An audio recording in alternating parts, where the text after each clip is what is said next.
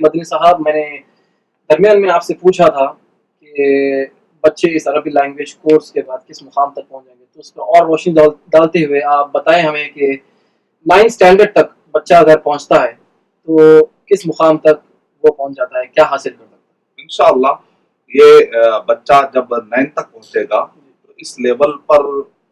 بچہ جو ہے انشاءاللہ پہنچے گا کہ جیسے ہندوستان میں مدرسے ہیں، جیسے عمر آباد ہے، ایسے بہت سارے مدارس ہیں، تو وہاں پر جو عالمیت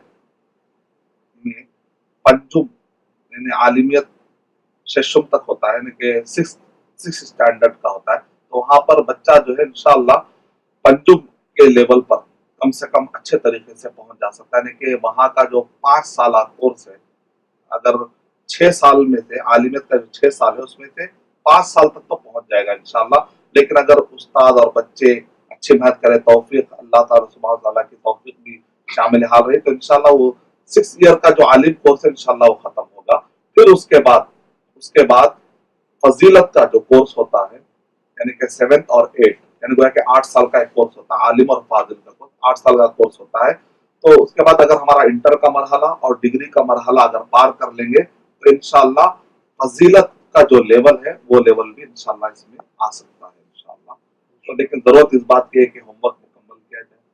اور جو گائیڈ لائن دیے گئے ہیں انشاءاللہ اس طریقے سے